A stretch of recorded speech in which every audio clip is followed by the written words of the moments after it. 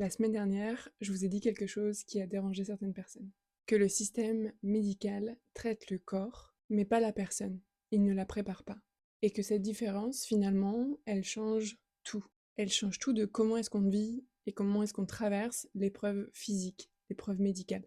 Aujourd'hui, l'idée de cette vidéo, c'est de vous donner quelques outils concrets, applicables, que vous pouvez commencer à mettre en place dès cette semaine. Parce que oui, nommer le problème, c'est bien, mais avoir quelque chose à faire avec ça, c'est encore mieux. Et avant d'aller dans les outils à proprement parler, je voudrais juste te poser une image. Imagine un sportif de haut niveau qui prépare une compétition importante, que ce soit un marathon, un championnat ou un match décisif par exemple. Il s'entraîne physiquement, bien sûr, mais il fait aussi autre chose. Il travaille sur comment est-ce qu'il veut se sentir le jour J. Il visualise, il crée ce qu'on appelle des ancres mentales. Et il sait exactement quel est son protocole avant l'épreuve, avant le jour J. Il a une phrase, peut-être un rituel. Il a en fait un état intérieur qu'il sait produire et reproduire un peu comme sur commande.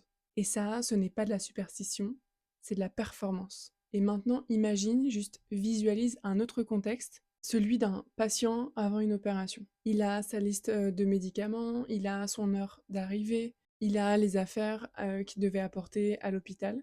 Et ça, c'est à peu près tout. Et ce que je dis souvent, c'est même corps, même enjeu physiologique, mais des protocoles de préparation radicalement différents. Et ce que je te propose aujourd'hui, c'est justement d'aller emprunter cette posture du sportif, pas la performance en tant que telle, mais la préparation. Outil numéro 1, la question d'intention. Avant n'importe quelle épreuve physique, que ce soit une opération, de la rééducation, ou même une consultation difficile, ce que je te propose, c'est de te poser cette question.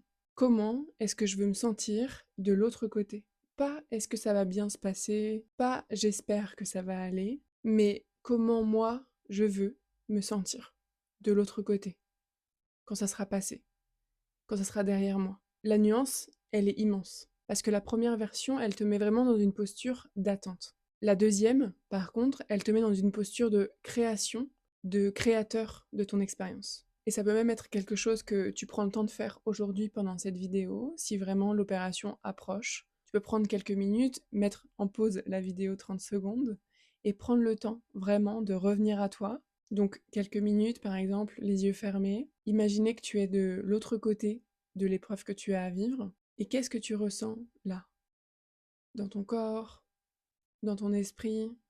Et juste ça, de repasser par le corps, de voir qu'est-ce qu'il a à communiquer, qu'est-ce qu'il a à envisionner pour la suite, et le noter en détail. Parce que les images, les mots, les choses que tu vas avoir en tête à cet endroit-là, donc cette image-là, elle va devenir ta boussole. Et c'est vers là que tu vas naviguer. Pas juste survivre à l'opération, mais la traverser. La traverser et te retrouver de l'autre côté dans cet état-là. L'outil numéro 2, c'est vraiment la régulation du système nerveux avant l'épreuve. Scientifiquement, un corps anxieux est physiologiquement complètement différent d'un corps calme. Le cortisol est plus élevé, la récupération, elle est plus lente, et le seuil de la douleur aussi, il est plus bas. Ça, ce n'est absolument pas de la psychologie, c'est de la biologie. Et quand on parle de régulation du système nerveux, souvent, un outil qui fonctionne hyper bien et que ton corps comprend directement, c'est de passer par le souffle, de passer par la respiration. Donc une technique assez simple, la technique du 4-7-8. Tu inspires sur 4 temps, tu retiens 7 et tu expires sur 8. Et tu peux faire ça 3 fois, même maintenant par exemple, si tu en as besoin. Pareil, tu peux mettre la vidéo en pause et prendre quelques instants pour faire cette respiration. Et si tu sens quelque chose pendant la respiration qui se dépose littéralement dans ton corps, eh bien ça, c'est un signe que ton système nerveux sort petit à petit du mode alerte. C'est quelque chose que tu peux faire chaque jour, par exemple dans la semaine qui précède ton opération. Et bien sûr, le matin, donc le jour J, avant de partir à l'hôpital. L'outil numéro 3, c'est ce que j'appelle l'encre. Donc l'idée, ça va être de choisir un geste très simple. Ça va être par exemple poser ta main à un endroit de ton corps, donc soit ici au niveau du milieu, au niveau du sternum, soit au niveau du cœur. Et l'idée, c'est d'aller associer ça à un état de calme, à un état de confiance. Cet outil-là, il demande de la répétition aussi, parce que l'idée, c'est vraiment d'aller répéter l'association entre le geste et l'état que tu peux ressentir pour que dès que tu as besoin de ressentir cet état-là, tu puisses refaire le geste et ton corps comprenne. Le jour J, par exemple, s'il y a un moment où la panique prend le dessus, tu peux refaire ce geste et l'état revient.